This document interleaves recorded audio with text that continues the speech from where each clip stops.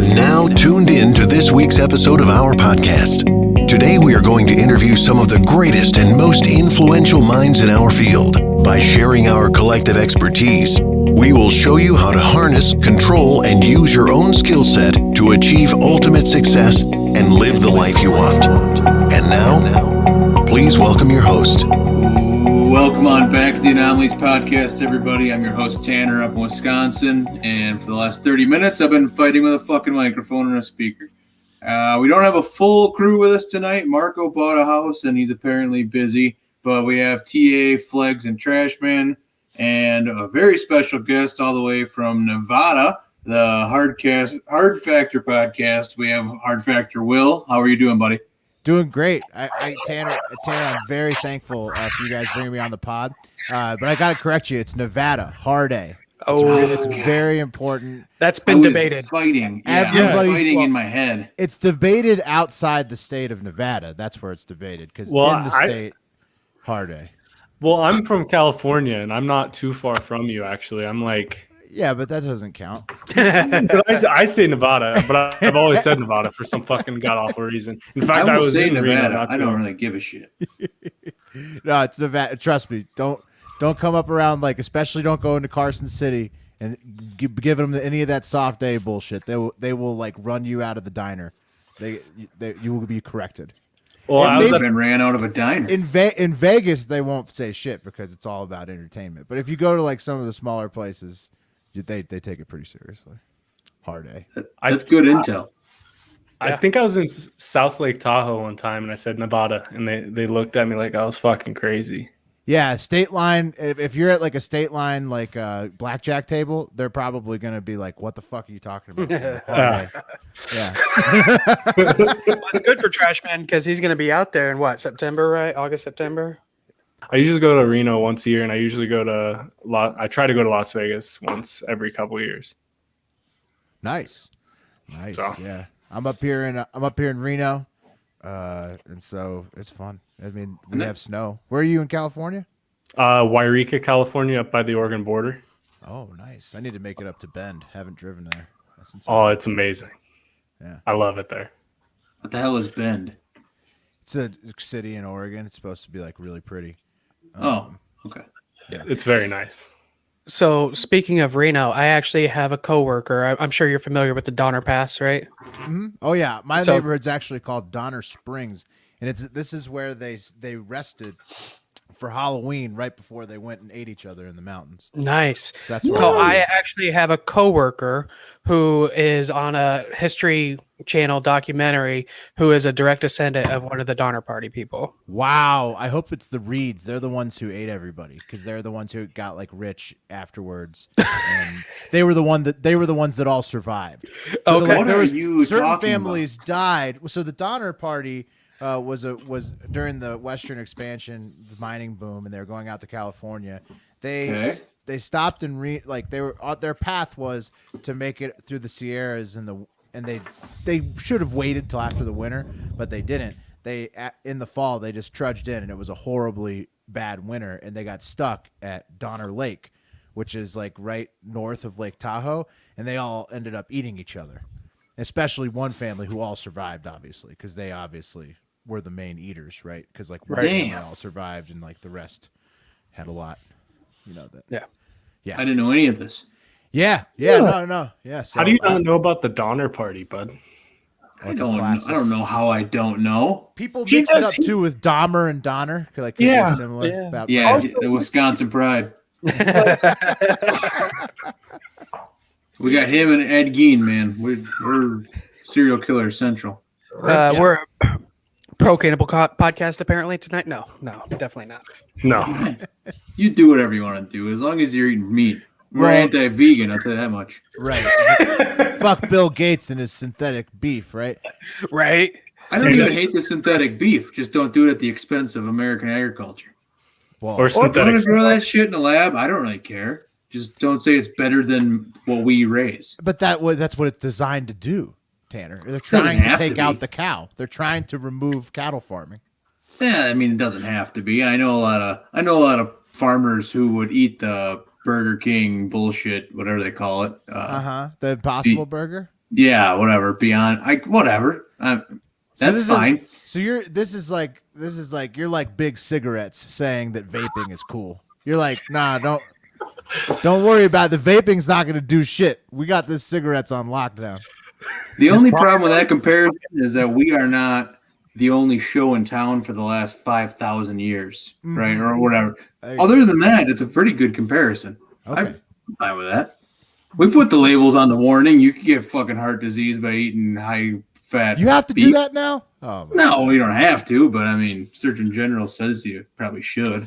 That's ridiculous. Especially on the I haven't eaten meat from like a plastic like pre-wrapped package in so long. Like I have farmers who just sell me quarters. You know what I mean? Like I just skip that shit. The grocery store is not where I buy food, but for the rest of the world, you know, it's probably important to know where the hell your stuff is coming from.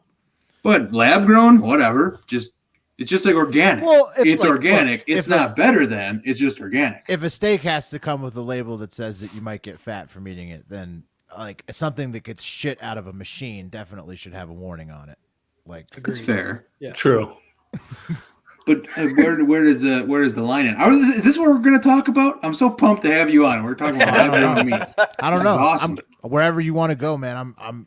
I didn't tell you you're hosting. Oh, okay. We can run back through the hard factor lineup from earlier tonight. I can pull it up. Do you mind if I ask a couple questions about like you and the podcast itself before we dive deep into randomness? Sure. Yeah. Okay. Where does hard factor come from? Hard factor, the name. The name comes from, it's just a play on news shows. So when we were going, the O'Reilly factor, right? Hard exactly. copy. Gotcha. The hard ball, crossfire. Of course, that's just two words like hard factor. But basically we were coming up with ideas for when we were starting with Barstool. So that was back in 2018, and they were, we just basically, Mark, Wes, and I had a podcast called Diet Starts Tomorrow, previous to Hard Factor. Pat wasn't on that show with us, but we had all done sketch comedy with PFT, like back in college and those days, before we all went on and did different careers in between sketch comedy and when we came back and linked up with him at Barstool. And so at the time, Barstool was looking for like daily news politics show, and that's Hard Factor was what got created there, being like sort of satirical of the daily news category. I guess that makes a lot of sense. I thought it was going to be like a crazy story about erections. Oh, no, it actually, but it does work out because we didn't have hymns while we were at Barstool, but now that we're out of Barstool, we do have Blue Chew. So we've got lots of Blue Chew ads coming out of our asses, just talking about hard dicks, and it's perfect for the name of the show. So, what's your promo code? Shout it out. Oh, everything's Factor or hard Factor. I don't know. If you ever want to get 20% off any of our sponsors, try Factor first and then do Hard Factor all on board. There you go. Yeah, we don't actually get sponsors. We just get guests who have sponsors. We just help them out. We're one of those like podcasts helping podcasts. Well, you guys are coming up, right? I saw this is episode number 69, right? So you're welcome. We've been planning to have you on this episode. I'm very, very flattered by that, and I thank you very much. But yeah, so we're on episode 633 of Hard Factor. So you guys, and we had the leg up of getting to start with Barstool. So, you guys are a little bit. Yeah, right. Just a little bit easier that way, more exposure. But yeah, so you got to keep plugging at it, and like these days, like they're making podcasting allegedly more accessible to people to try to source more talent in the podcasting world. So hopefully that's genuine and not just like the big players trying to say that and then not giving like new shows a chance. But like with things like Anchor and stuff and Spotify's trying to do, I think it's a good time for smaller market podcasts up and coming. Sure. We've been doing this for going on 2 years now, guys? Yeah. A couple iterations, yeah. we've always just so background is none of us knew each other, right? We were all just fans of loosely Pat McAfee and Barstool, a combination of good combo. And we literally just busted each other's balls on Twitter to the point where we decided we would take it off of the Twitter feed and into a DM group. Mm-hmm. We did that for months until the idea of a podcast came around. Nice. And then we're like, everyone else seems to be doing this. Right. Why can't we? So now, we can't meet up at the bar because California to Wisconsin is too far of a commute. So it feels like we do a happy hour once a week. And that's bust fucking each other's awesome. balls. That's amazing. So Wes, Mark, and I did the same exact thing basically before Barstool. We met different way, doing Sure. sketch comedy prior to that, and we were in the same city at the time. But now that we're actually right before the chance to do Hard Factor with Barstool opened up, I had moved out from Austin, Texas to Reno for a job change. So ended up being remote the entire time for Hard Factor, even though we all started in Austin, Texas. And then now Pat's in New Jersey. And so Wes and Mark are still in Austin, but we're remote too. And I mean, like, it didn't used to be a thing. You guys probably just came along with it as technology got better, right? Because like, I know podcasting remotely at first was real shitty. I used a program called Zencaster, was not that great. There's still existence too. Yeah, well, I mean, it can't be a great business model. I'm surprised. So, there's all the, like, at first, like, if you were a remote podcaster, it was pretty fucking tough. Especially like that. We were using Zencaster like back when we had our old show and like before when we were cutting promos for Barstool, and then ended up going to like recording. So now we record everything to like our local tapes, and then we edit everything ourselves, and then also use like StreamYard platform or Zoom or whatever you can for video chat. But basically, like, thanks to COVID, remote podcasting actually got way better. Mm-hmm. And which is an odd like benefit of the lockdown, but because people put so much investment into improving all these streaming services, like it got way easier to do. Maybe you can answer this for me because I have never gotten a straight answer. But so we had Sean Latham on. I mean, he was like episode 10 or 15 or something a long time ago, and we've been using StreamYard for a very long time, and we noticed that Barstool started using StreamYard shortly after Sean was on because we're avid fans, right? We watch all sorts of video content. Was it Sean who brought it back? So did the Anomalies set up the StreamYard domino fall? StreamYard start cutting us checks. You know what? I'm not in HQ, but I'm going to go ahead and say yes. I don't know. I have no idea That's all I need to hear. The actual answer, but I want to say that the Anomalies did. They were the first to use StreamYard, as I've been told. And then eventually how I was introduced to it was I went on Big If True one day with Jeff Lowe, and he was using it. And that's how Hard Factor got introduced to it. So, well, I'm convinced that we were the ones who spread it. I think so. I think it's official. I think we went over this once because I got like approached by one of the like producers who was like, hey, what do you guys use? Like when all this COVID shit happened, I told him StreamYard, and it was right after the Sean shit. And he's like, really interesting. Because he was like, I've been using Zoom, but yeah, it sucks. You were ahead of the curve. Yeah, StreamYard is quite a game changer, especially the fact that it'll allow you to go live. So, but I mean, StreamYard's probably upped its game significantly too ever after the pandemic. So, well, we used to only be able to have 6, and with having 5 hosts and 1 guest, sometimes we'd have like 2 guests or something on, and we could never have more than. So we're back when you couldn't even have up to 10 people like you can now. We tried doing a fantasy football draft with 10 people. You ever seen a monkey try to fuck a football? Because that's what it looked like. It is. It's crazy. So we do. You got to take turns. If you have a group that big, like when you have that big of a video chat, you have to take turns. We're learning that like through trial and error. Like after we left Barstool, we started a Patreon, and we do a monthly happy hour there for like the top tier of the Patreon.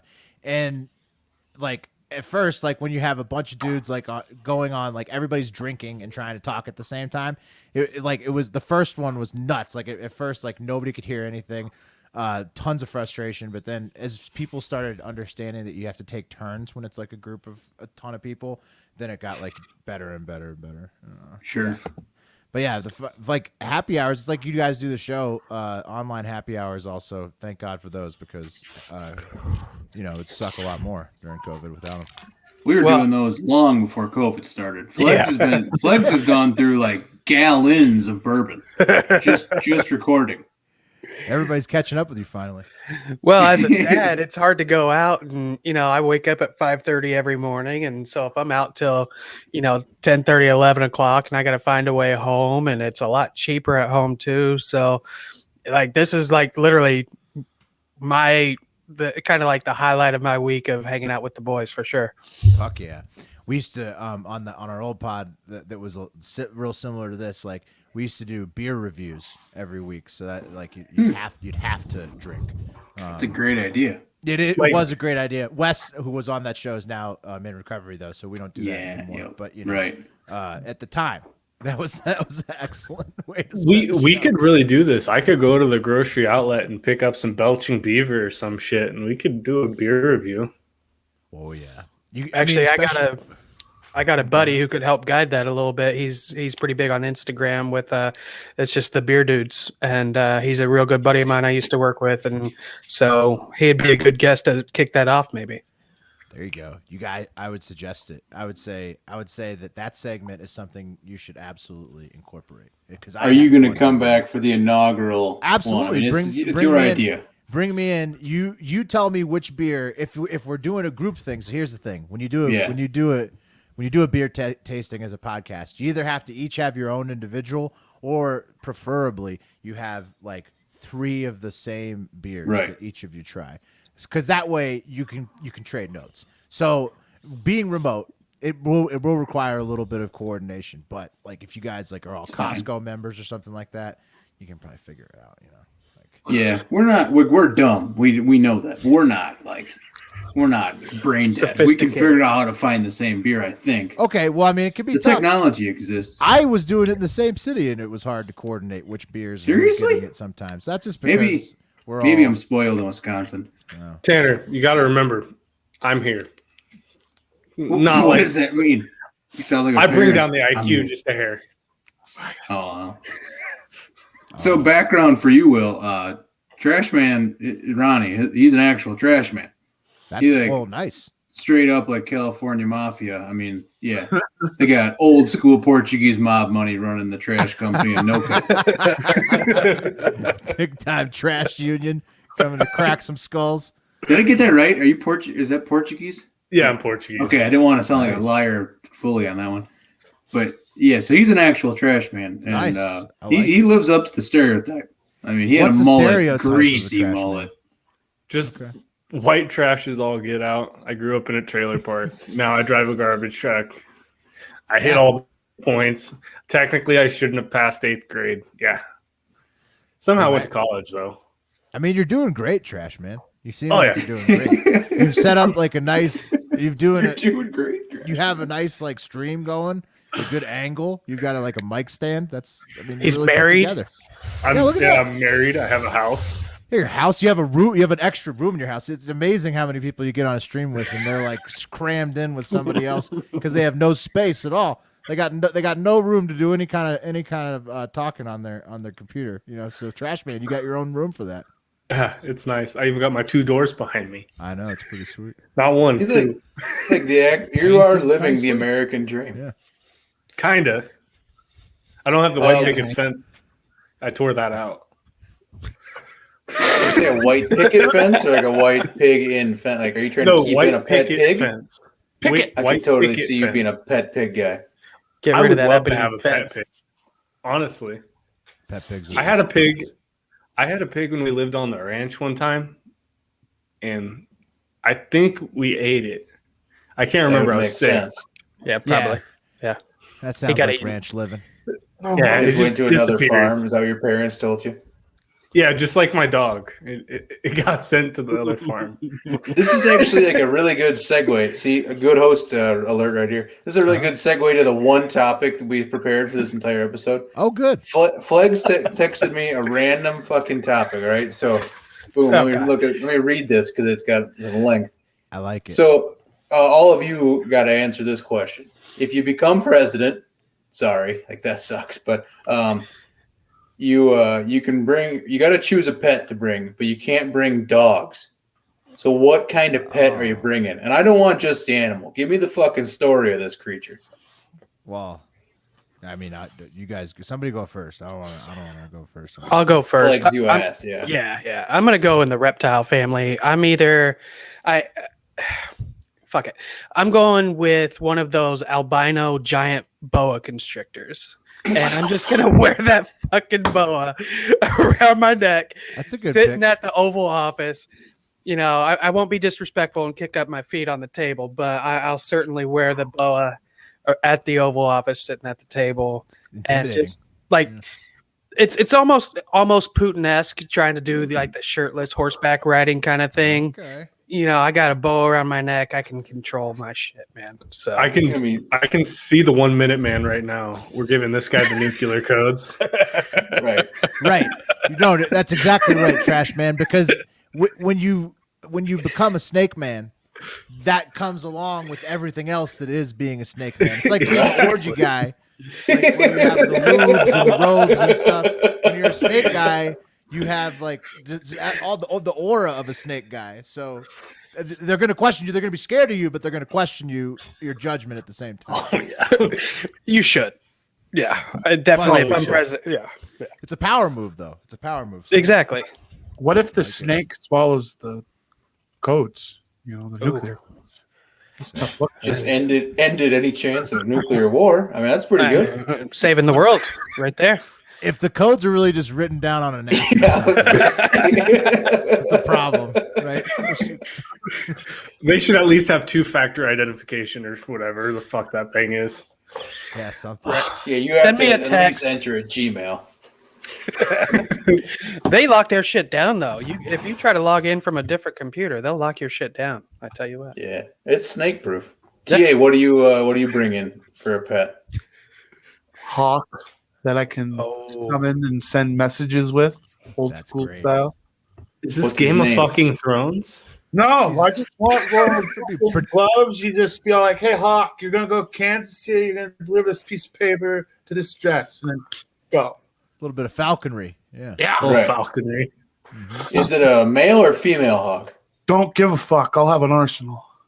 Oh, you're gonna have several hawks. You're gonna be a hawk guy. A team of hawks. All right. I don't know. What's a flock of hawks called? I don't even know.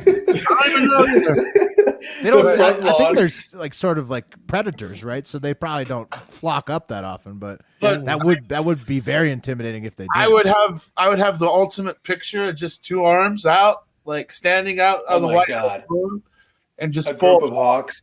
And just a group of hawks is called a kettle. Wow. Kettle of hawks. Kettle of hawks. TA is gonna look fucking scary with his kettle of hawks behind him. President TA with a fucking kettle of hawks. Yeah. Snap and they go. What kind of hawks do you plant? Like red tail or Coopers? What do you have any idea about the breeds? I ain't fucking hawksist. Hey, go red tail. It's the biggest one. Trust me. Oh, we'll go with that then. You know. Yeah. He's just got done saying he's not a hawksist. You give him one fucking idea. Oh, yeah, red tail. This is what he's gonna be like as a president. You're just gonna hear one idea from a guy with a mustache. You're like, all right, good enough. The guy with the mustache says it's the best. Tanner. Shit. Trash man. Do you think about this yet? If you say panda, you're kicked off the podcast. Ooh. Why would I say panda? I would say raccoon. Trash panda. Yeah. That would be on brand. Well, you're just the trash man. You love raccoons. I actually do. It's like my logo and everything. Like, damn, really? Yeah. It makes sense though. Raccoon. Do you see a lot of them on the route? Oh, fuck yeah. Yeah. Is the raccoon not like the Roadrunner to you being the Wile E. Coyote though? I mean, the trash man. Like, is that not your nemesis? Who's your nemesis? No. Cats sometimes. Cats scare me. Cats. They scare me more often than raccoons do. I'll dump a dumpster or something, you know, and there will be a cat inside the dumpster, and all of a sudden the cat's running up my face. I figured you were going to for sure say meth heads. That's what I'm saying. So a raccoon will shy away. Yeah, raccoons, well, they get out before you move the dumpster. Oh, okay. I will say that. What about and they're just cool looking. They look like they're trying to steal stuff. You ever get sprayed by a skunk when you're out there? Or No, I got my truck sprayed yesterday though. That was fucking horrible. I'll tell you what. Yesterday. There's lots of skunks out on the West Coast, man. I did not realize that before I moved out here. Whoa. Skunk I almost ran one over on a dirt road yesterday, and the skunk sprayed the whole side of my truck as I drove by. Damn. Did it smell any? It smelled fucking bad. Yeah. It smelled horrible. Yeah. But as far as the pet, I don't know. I grew up around horses, so I think I'd probably just get a horse. I'd fucking bring a horse. Horse is a solid pick. I love horses. But I think what I would do is I would. I'd say that one, yeah. Well, I wouldn't be stately about it. I would embrace where I was from, and I would put on jean shorts, jean jacket, and I would ride around on the front lawn, and I'd grow my mullet back out. People would trust me. Yeah, that sounds badass. Yeah. Well, yeah. You just described what Ronald Reagan wanted to do. Right. Basically, yeah. Yeah. Mullet horse is sounding pretty good. Most definitely. I think I'm gonna take the easy way out here. I got one of two options, but I'm gonna have two bald eagles. All right. Okay. Classic, yeah. And You're fucking I think who are the two presidents from way back when that hated each other? Adams and Jefferson. Yeah, right. They were the ones that started the political parties. So yeah, I think they hated Right. each other a lot. And then they died on the same day. I think we were all taught that On the 4th of July, yeah. Yeah, that's what I'm going to name them. Adams and Jefferson. And they're going to just chill right here on my shoulders. Like, oh, North Korea is trying to fuck with me? Really? Dial me up on Zoom and see. Let's see them say no to this. That's good. That's good, Tanner. I like it. But that's similar to the kettle of hawks, though. Yeah, you're talking hawks, you're talking multiple bald eagles. And in fact, I was going to go with the bald eagle. That was the obvious choice, I feel. But then I also thought, like, what if you did like a bobcat? That would be cool. Because that's like a real American thing. But no, I think what you're going to want is a great white shark in a shark tank built into the White House. Okay? Because Kim Jong-un has a tank of piranhas. Right. Look, he's got a tank of piranhas he feeds people to when they fuck up. But if you had a great white shark in the middle of the fucking White House, that would be the most badass thing. Nobody would ever question. And like they'll think you're crazy just like the snake guy, but you're so crazy that you don't want to fuck up around a guy that's got a great white shark like built into his home. Right. Leading through fear, basically. Put it right next to the basketball court. Yeah. Maybe like I'd have it underneath the White House lawn. so you could drop someone in with like a in a moat. Yeah. You know, a moat around the White House. You could do that. It's just circling. Yeah, whatever sport you're the best at, put that table right next to the tank. So if you're like an excellent bowler or like a real good pool player or something like that, you put that right next to the tank, and it's just ultimate intimidation. Nobody wants to play you in that fucking sport. Like if you're like and then they don't, and then they have to stare at the shark the whole time. You're owning people. Try having a fucking like diplomatic meeting with somebody in that situation. Well, and then you take a big red button. It could be completely fake. Just put a button on the table that you're button. really close to. Like make them think that they're going to be launched into this Shark Tank. It doesn't have to actually do anything. But exactly, yeah, just the threat, the implication. Yeah, you were a big fan of Dr. Evil growing up by chance? Is that where this inspiration came from? No, look. This like I said, my first pick was like a bobcat. Even a turkey would be like it's an all American pick, right? Or rattlesnake. But shit, rattlesnake. Again, snake guy. Yeah, but then you got to just like the way the conversation went with the whole like kettle of hawks, multiple eagles. I feel like we just went down the intimidation route. And, it's become an intimidation draft, honestly. That's fair. Is what's happening. The only other one I could think of besides the eagles was, and similar to the shark, was a manatee. That would be a good pick. Just like, but I'd have to have a tunnel system in the building because I'm not putting him go outdoors. room to room. Exactly. Wow. Yeah. Like you are walking on top of sea a cows, giant. Yeah, I was gonna say he's just pulling a cow any way he can. If it's a sea cow, like yeah. Yeah, but that is a good pick. It's more of a peaceful pick, right? If you got the shark in the White House, people think you're a war hawk. They think you're gonna Right. fuck with them. If you got the manatee in there, they think, oh, you're just like you're so nice. You're protecting the manatees, endangered. Oh, it's nice. And then you could sneak around. You could actually be like a horrible tyrant, even though you like. And then people would look at the manatees. They'd be like, oh, but he's a nice guy. But you could just be horrible behind the scenes. You've read me like a book. Yeah, Well, that's like I read a lot of news for my job, reading the news for Hard Factor. So I mean, I pick up on how politicians actually act, and then just regurgitate what I think that they would do if they did their best move ever. What would they be able to crack up? Right? Yeah. Well, excellent topic, Flex. I thought it sucked at first, to be honest with you, but this actually turned out wonderfully. What a draft! Or well, that was just picking your pet. That was just picking. Yeah, I don't even know. See, we've never gone down the draft route. It seems very popular in podcast culture today, Right? And I think maybe just picking one might become our thing. If we're going to do that, it's right. Why do you need more than one if you got a good pick? Yeah, I like that. In their heel. I guess so. So another question about the podcast, and this is more for my own selfish learning. If you can like put the jokes aside for maybe a second, you've probably made mistakes podcasting. Is that fair? Yeah, for sure. I'm sure. What's the best mistake you've made podcasting? Like that turned out to be a great lesson or ended up working out very well? And what's like the dumbest or worst mistake you've made podcasting? Oh man. I'm not sure. It's hard to say.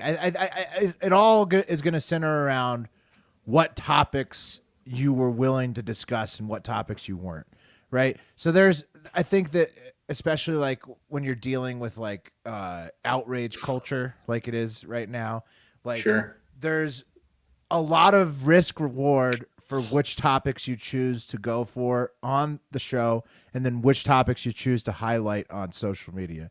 And I think that probably everything around what was the biggest mistake or the biggest like learning experience is probably about things that we may have shied away from that we should have leaned into, or things that we leaned into that we should have just left alone, you know, like, and I think that like, it's with us, like we try to stay pretty middle of the road and like not be like too offensive or like too, I mean, like, look, we're just trying to joke about like whatever the daily topics are. Right. And so like, if we hurt somebody's feelings or whatever, but we're not trying to make like outrageous takes that are gonna like shock people. We're just trying to like basically joke about it. But I'd say that like, yeah, I'd say anything where it's like maybe we've decided to like shy away from stuff, or maybe we've decided to lean into stuff that like in hindsight you just wish you hadn't, or it got you in trouble with like, you know, a sponsor or something like that. That you learn a lot about that. I'd say like definitely once you start doing the ad reads and stuff, there's more on the business side too. And then a good mistake, actually, you know, Barstool letting us go. It's like we didn't make it there, but then since we left, you know, we've been able to learn how to run the business ourselves, which has been, you know, like now we're managing our own ad sales team, and like, you know, posting our own podcasts on our own platforms that we've searched out, like, you know, and so like forming the LLC and all this stuff. Like, I mean, lots of like business centric stuff that leaving Barstool has afforded us the opportunity to get that experience, which like, I mean, it sucks. It's horrible. Like our days are so much more busy now, like trying to get all that shit done on a business front. But at the same time, it's like great because like they let us go and you learn how to actually do the business side of things yourself, which we never would have been exposed to if we had still, you know, if we had stayed there forever, if we still were there. So that kind of ties into my question. My big question I had for you is, in leaving Barstool, it seemed like it was a pretty amicable breakup. Yeah, for sure. And you guys were happy. I feel like Barstool was happy with you guys, but it just seemed like to me there was maybe an outside source that kind of maybe there was a business decision made. I think is kind of what I always heard. It was a business decision. So, Yeah.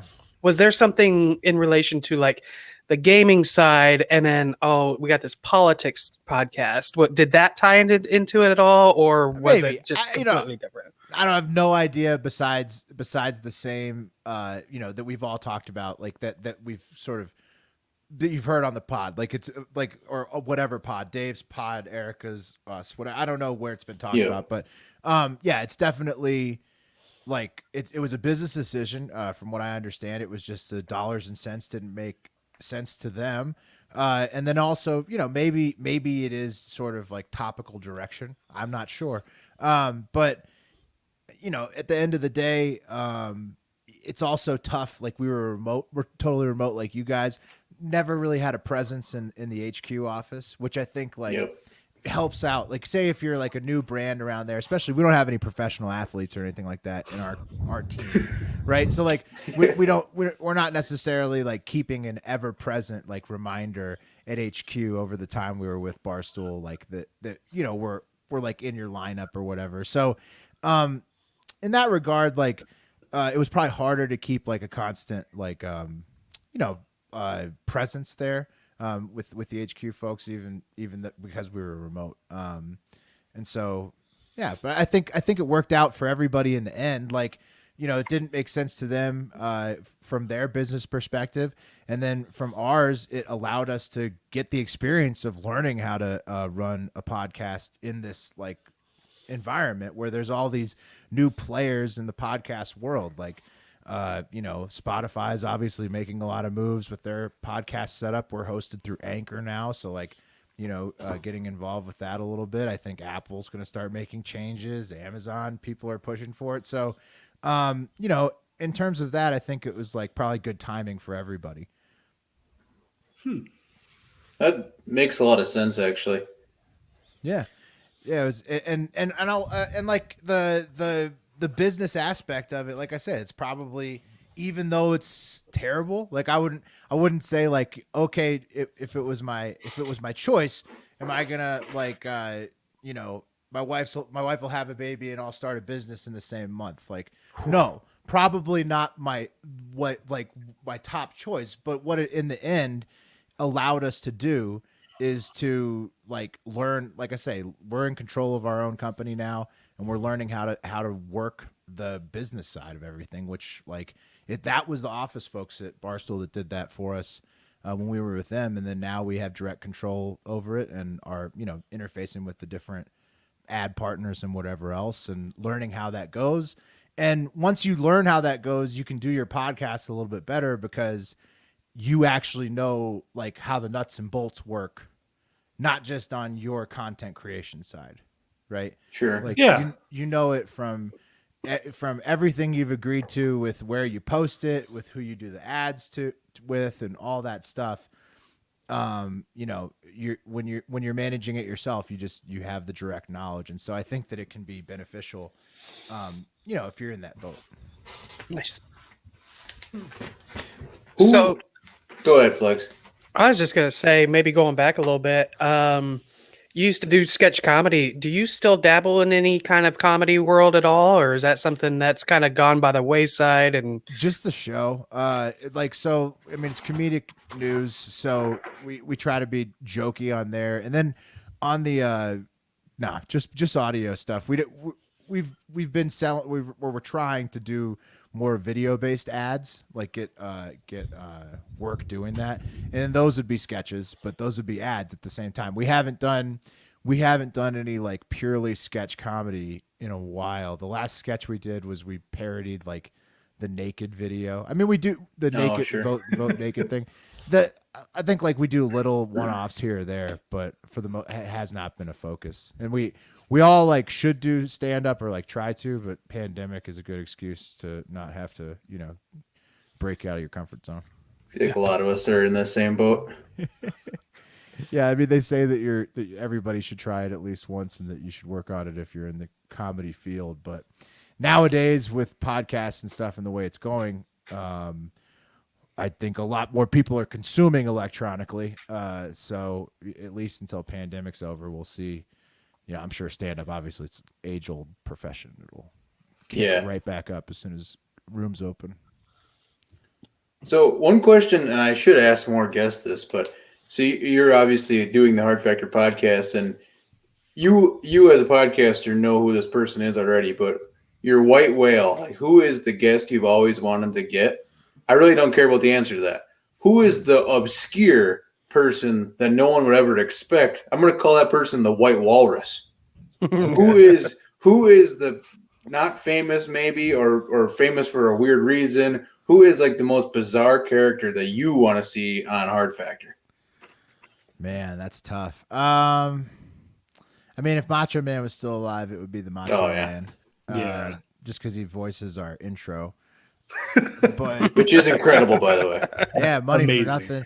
Hopefully, we'll see that you guys see how Drake came down on podcast rights. So we'll see how long podcast intro songs get to stick around. Yeah, no, I mean, I would be the Macho Man if we could. I don't know the real. Let's see. You don't care about the real white whale. Or if they're the one and the same, wonderful. No, but I don't want to hear Matthew McConaughey. That's it's not boring a as shit. person. It's not a person though. No, the real white whale for us is Elon Musk, just because we talk about him a lot. But Yeah. Well, he's an alien. Yeah. Okay. yeah, right, exactly. Lots of questions, but the real white whale is not even a guest. It's a sponsor, and I think we would really love to be sponsored by Costco. Like we're all giant Costco guys. I was really curious on where that was going. I was like, I'm on the edge of my seat. I'm like, what the fuck is he about to say? We like buying in bulk. And, Oh my god. When they have their That- seasonal that's a patio one- furniture, yeah, just go sit in there, record your podcast from within Costco. oh, we would move sales for them like nobody's business. I'm telling you, we live the life. So I mean, that's what I'm saying. It So would be a what's your perfect pitch? matchup. What's I mean, your that's- what's your 30-second pitch to Costco? Oh well, it would just be pulling up our receipts. We would just show them how much we shop at Costco, and then We've heard yeah, I mean, hopefully, yeah, we're paying them to do the advertising. It's crazy. So, and then they say no free ads, but it's like the one thing like. We try to abide by it. I think like Barstool is a great place to start for us because like they're obviously so successful and so good at what they do, and Dave with the no free ads, it's a great rule. But the one place that we can't abide by that is Costco on our show because like we just will always talk about how great it is. So I mean we're going to do it anyways. Why not? It'd be better to actually have them as a real sponsor. That is some next level thinking. Wow. I really put you on the spot there. I could tell. I mean, I could see through them sunglasses. Yeah, You had Costco off like you had that within 2 seconds. Costco was ready to go. Yeah. Jesus. Okay, that was one. Wow, you knocked that out of the park. It's like you do this for a living. Well, no, Tanner, it's funny. I think about this shit all the time. It's like I'm saying with like now that it's a business, like we were obviously, I think we've always been focused on it, always trying to grow the show and everything, while we were at Barstool too. I wouldn't say that we were like mailing it in, but I'd say that like now when shit gets a little bit more real, right? When you're sort of like signing on every single document for the business. And so, that's literally all I think about. So like earlier today, I was like thinking about like, man, we really need to fucking get Costco.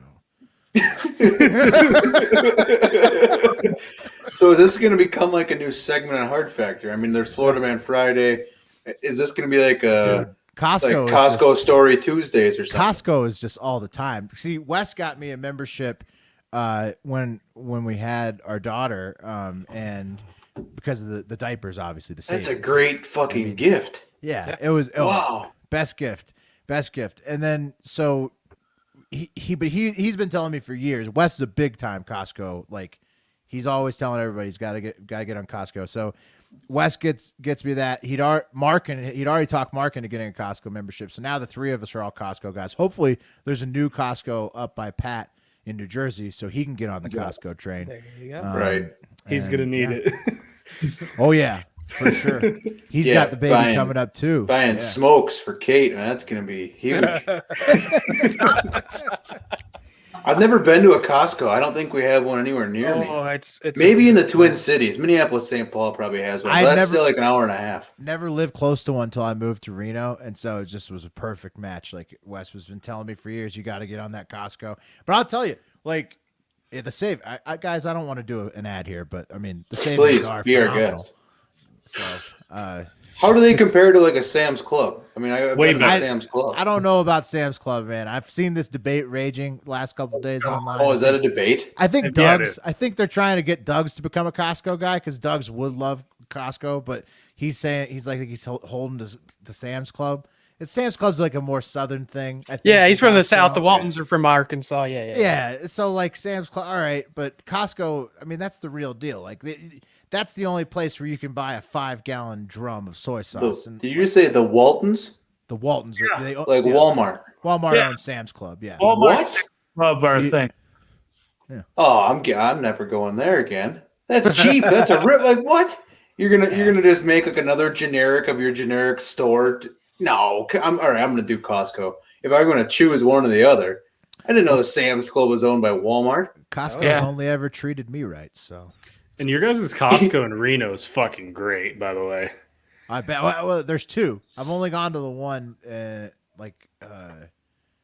guess more north. I don't know which one, but do you know if it's north or south Reno? That's the good location. I think it's the north one. Okay. I went from the Pepper Mill. I don't know. He's I got an Uber. You. Oh, good. No. That means I'm in the right one. Nice. Oh yeah. I'm at the one closest. To Pepper Mill. No. So Trashman, you're telling me when you come into Reno and you're like rolling these soft A Nevadas all over the place, nobody at the Pepper Mill is saying anything? No, I had one card dealer. I was sitting there and I was playing blackjack. And I was talking to this gal and I was like, "Oh, where are you from?" And she said she was from Texas or something like that. I said, "What brings you to Nevada?" And she's like, and the dealer kind of looks at me funny and I'm like, "Can I help you?" And he's like, you said that wrong. It's Nevada. Yeah. I'm like, "You mean Nevada?" He's like, "No, it's Nevada." And he kind of got offended. And I was like, "Oh yeah, fuck." And what I said to him, because he said, "No, it's Nevada." I'm like, "All right, I get that. But when I say I'm from California, what do you think? Like, where do you think I live?" He's like, "You probably live near a beach." I'm like, "No, I live in the middle of fucking nowhere. I have a single one." Yeah. See, that's what the misconception is, I feel like, on both sides. On the California side, they're like, "Oh, it's called Nevada," which is wrong. And then on the Nevada side, they're like, "Oh, everybody from California that comes here is from the coast." And no, it's like most people are from like inland California that are coming over the border. So, I live right on I-5. I have to drive 3 hours to get to a beach. Right. Yeah, I feel like that's like the most of the people that are over here are probably like from Bakersfield or something. You know, like Exactly. Yeah. So most people come into the Pepper Mill. Exactly. I thought this was an actual Pepper Mill when he was talking about it. I'm like, that seems like something Ronnie would go see. He would go visit a Pepper Mill. So Tanner, and the way it works in Nevada is that you only describe locations by casinos. So everything that makes sense. in relation to where a famous casino is. Whether you're in Vegas or you're in Reno, you're just going to always want to reference which casino you're closest to. That's good to know. The easiest way to describe where you are. Yeah. The only time I've ever been in Nevada is layovers. So I was near the airport casino. That's right. Is that did I do that right? Did I mention that? Is there a name for that casino other than the airport casino? No, it's just the place where your last money goes to die before you go. Yep. Home. Yeah, pretty much. Amen to that. I blew a shit ton of money in Anaheim, and then I had like $40 in my wallet. I'm like, all right, I'll win this back quick. Nope, did not do that. Yeah. One of the favorite sayings of the Silver State is "the house always wins." People are familiar with fair it. enough. Yeah. So speaking of silver, Trashman's from Gold Country.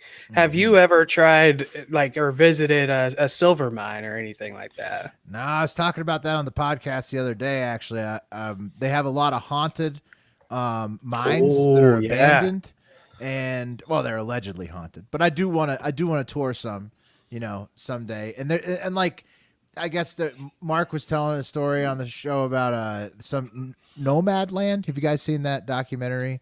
Heard of it. It's on my short list. Frances McDormand, apparently she's It's something where this mining town dries up, and then she ends up like becoming a nomad, I guess. And so like we're like there's tons of ghost towns basically all over the state wherever some kind of mining operation at some point, and they're all like time dated to when the town like dissolved, right? So it's like kind of interesting. You can drive around and see different abandoned towns.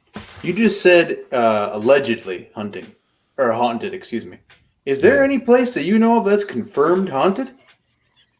Well, no. I mean, you had to like clarify that. So that's a good question. I want to know. I think that I'm just being sensitive to the people that really believe in ghosts. Like Okay. I'm out there. The jury's out for me. But if you really strongly believe in ghosts, I'm not trying to cross those lines. That's crazy. We're in the allegedly in there. Year of 2021, and we're not trying to offend people who may believe strongly in ghosts, right? Or aliens, right? Well, the thing is like we've all but confirmed that aliens are real, but the wealthiest man on this planet, it's an alien. Ghosts, we have no idea. How the fuck does that work? That's a good point. That's true. Ghost documentaries too. I just wish they were more convincing. Yeah, I'm with you. Alien documentaries are way more convincing than ghost documentaries. Yeah, true. You give me about 30 minutes to an alien documentary. I put my tinfoil hat on. Put a ghost documentary on. Start setting gusts of water all over the place. Exactly. Like that's a gust of wind. Or something else. Maybe if they didn't make like all the Photoshop and video editing so obviously well known now, but like anything that happens in a ghost movie, you just assume that it was doctored, right? But some of this alien shit, it's tough to defend. Plus, Area 51, I mean, that is literally aliens, right? But there's no Area 51 equivalent for ghosts. The government isn't doing anything to learn more about ghosts. No. Why not? I mean, the Ghostbusters would be a great division. Right, we got a Space Force. Why not? Right. No, it's like they should do like the there's probably something to that Avatar tree, the tree, the tree of life or whatever that collects all the souls. There's probably like if I don't know what you'd have to do, but they have that like DARPA organization in the government, where they're looking like they study. Those are like the men who stare at goats people, right? Like they should do something like that, like try to create the Avatar tree, except.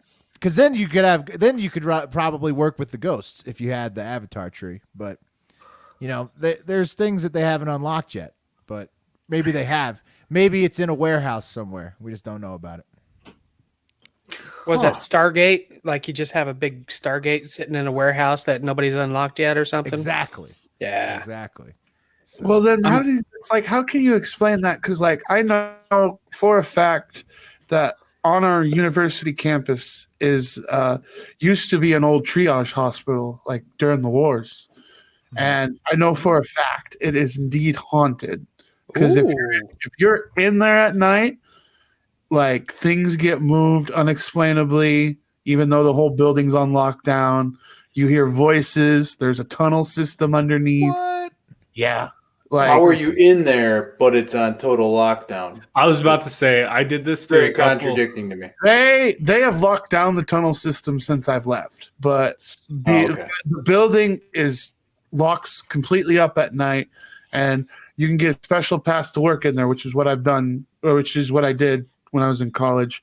And you can hear some shit that can scare the living fuck out of you.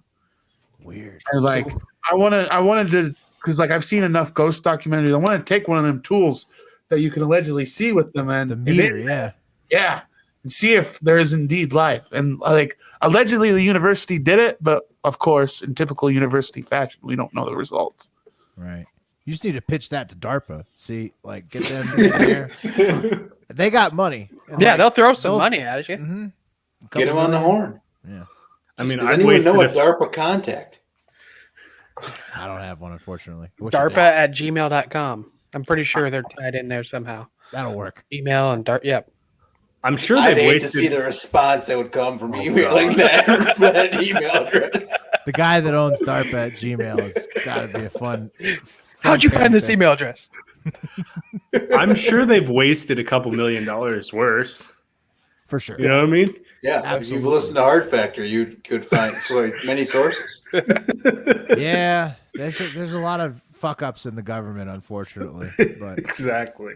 that's just That the gives way you it is. job security, though. Well, yeah, it'll never stop. But I grew up in D.C. or the D.C. area, and with a family that worked on Capitol Hill, and the parade of morons coming through that city will never end. So, it's just a never-ending faucet of people who, they call it Hollywood for ugly people. Donald Trump calls it the swamp. I don't. I'm not sure what the correct definition is, but you're never going to have a shortage of those kids coming in ready to quote unquote change the world, and then just end up being a team player for one of the two giant corporations that run the city. So, Right. that's Very just eloquently put. how it works. And so I've watched it my whole life. I don't think it's ever going to change. I think you got job security. That's what was interesting to me about the whole Donald Trump thing. I know you guys don't talk politics, but No, please. he, everybody sort of, I think, felt, and I think that it was sort of unprecedented how intense, obviously, the Capitol riots and stuff like that. But the thought that politics, like divisive politics, will go away after he's gone, it's absolute insanity. If you have lived in the United States for more than 4 years, you know that that's not happening. So, So I don't know why there was that feeling. I mean, obviously we're still here. We're still living the same thing. Well, it's crazy because after Donald Trump's presidency was over, everyone's like, "Oh, everything's going to change. Everything's going to be fine." Right. Everyone still is going to fucking argue. It's like we forgot how to live in a everything being posted on social media by the president society. Right. Yeah, we forgot what it was like to just get over things. Yeah.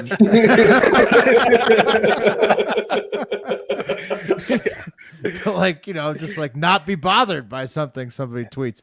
That went away, I guess, with the pandemic. So, yeah. But we'll see. I mean, it always it's ebbs and flows, right? And it's always. Yeah. You ever wonder if somebody got the opportunity to hotbox the Capitol building, what the end result would be? Oh, those people all get high. They would be so comfortable being high in there. Some of them might not know and then act like jackasses when they just don't realize. But the first time I ever smelled the smell of marijuana was actually when I was a kid. I'm an avid smoker now. Nevada, thankfully, it's legal. But when I was a kid, I went to a party where my parents and I was with my parents, and they walked into the front door of a Capitol Hill party. And that was the very first time I smelled weed when I was a little kid. And they were so shocked and embarrassed. They thought oh, fuck, no way. It's probably a bunch of elected officials and shit. But yeah, I mean, they're not. Weed's legal in D.C. So Right. I would assume that a lot of representatives and senators get high as soon as they get home. Legal. When I was out there doing some lobbying for the Soybean Association, you could smell it on, I'm going to say, a third of the representatives and senators we were talking with. Yeah, there you go. We put in a full day there, and we were warned ahead of time because we're farmers, right? That could be culture shock. And the guy walking us up there, he's like, if you do notice any odors, whatever, just don't bring it up. It's not your place to bring it up. We know it's not our fucking place to bring it up. We're here asking them to keep our interests in mind. No shit. Pretty obvious. Hey, are you high? You fucking stoner? Hey, Senator Paul Ryan, what do you or Representative? What do you think about marijuana? Yeah, exactly. No, you obviously like plants. How about the soybean plant? Come on. That's amazing. Yeah, I haven't lived there since it's been legal. But I mean, before it was, they used to have a 420 festival in DC when I was growing up, and they would always let people smoke just in the city whenever. So DC has always been a very friendly city to that. It's such a joke to me that anybody in DC would pretend like they're not in favor of legalizing it federally when the reality is it's probably a handful of offices that aren't blazed all the time on Capitol Hill now that it's legal there. So it's just crazy. It's so hypocritical. Who do you think will be the last? What state do you think will have like the last official to get high in the capital? Oh, In the in the capital. Oh, okay. Well, I mean, it's so that's not legal almost anywhere though. So you gotta maybe some states, maybe California, Colorado, because you can't. Most states that legalize, they make rules that you have to smoke it at home. Right. But I'd say the last state to legalize. I mean, I think a lot of Texas is going to be high on the list.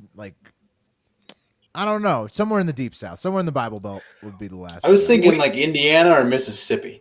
So Indiana, we got that religious aspect, but we've also got Eli Lilly is corporate headquartered, and there's no way the big pharma is letting marijuana become legal anytime soon. There's no chance in hell. So see, it's going to be tough for states like that though, because when you, because if it's federally legal, right, and then people have the option to move 15 minutes to make it legal for them versus I think once local moves become a possibility for people to make it legal versus not illegal, that's when it'll become a problem for states. Most people aren't going to move across country. A lot of people move to Colorado, but yeah. Like mine, Nebraska. I'm right next door to Colorado. South Dakota just legalized or is in the process of legalizing. Trying to. The governor's trying to fuck that up. That's crazy. What a fucking idiot. But she's pretty. Missouri has some medicinal bits. Kansas has some medicinal bits, and here in Nebraska, they don't want none of it. We got nothing here in Indiana either. Nothing. Those are 9 cops in Nebraska. So what are you going to do? Get caught? I mean, it's I've smoked for so long and I haven't got caught. Right?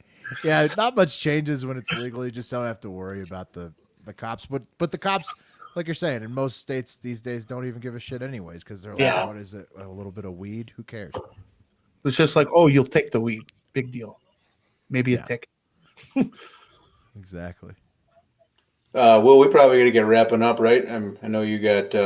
I got the baby. Got to post this Hard Factor episode coming out. Do you have tomorrow? Do you have you click the button to publish?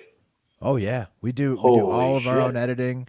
But you yourself, I mean, you are the one who clicks the button. We take turns, but yeah, I mean the hosts do everything. Yeah, so that's what I was saying earlier. It was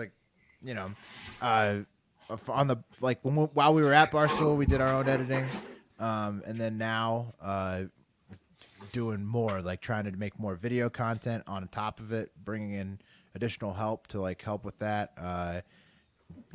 Still editing our daily video, daily show, posting it all, but yeah, and on top of that, learning the business side. So it's been now I knew it from one aspect while we were there, and now know it from a full holistic. So podcasting definitely I don't know. I feel like we're getting our education through this process. Sure.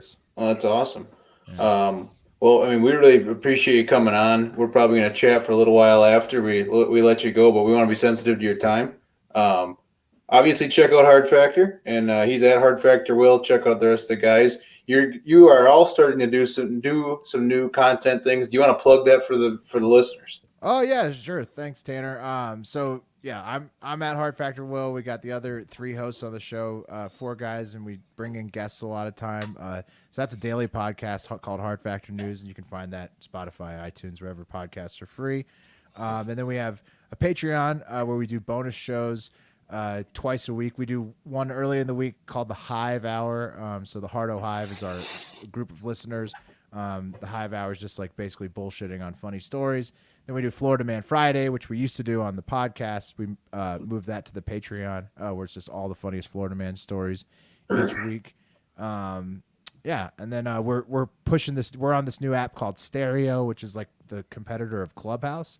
So there's Clubhouse, and then there's Stereo for if you just want to it's social media meets radio kind of. So we're working with Stereo. If you want to download at stereo.com/hardfactorwill or any of our names. And then you could download the app, follow us, and we go live on there every Wednesday and Friday. And that's really fun. I'd encourage you guys too, especially to get into that because it's basically 2 hosts, and then anybody in the audience who's listening can leave you voicemails like while you do the show. It's fun. I'll have to look into it. Yeah, it's like Clubhouse and that are like it's a competitor of Clubhouse basically. But I'm sure you've heard about Clubhouse, the new thing where like anybody can go in and talk or whatever. Stereo is the same. It's just like different format, kind of.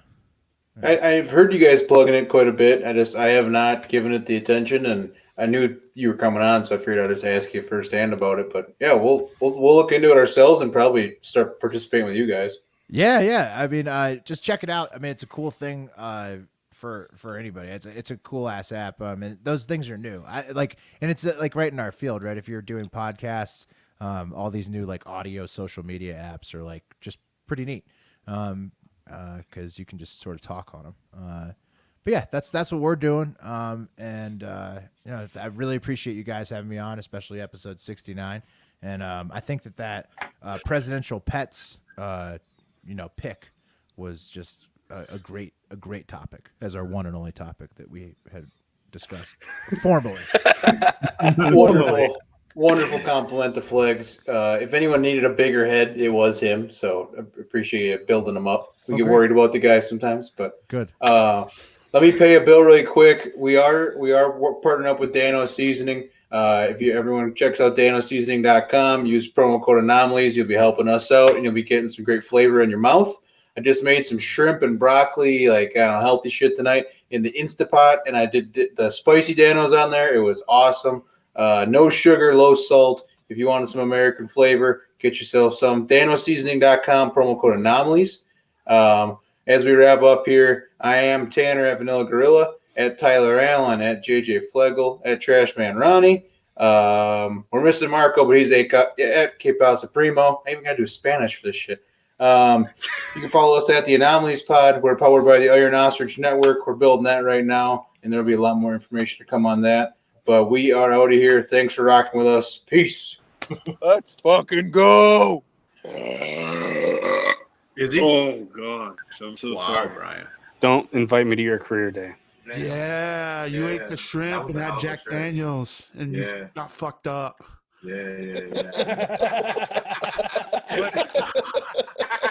I remember he's so good, Tyler.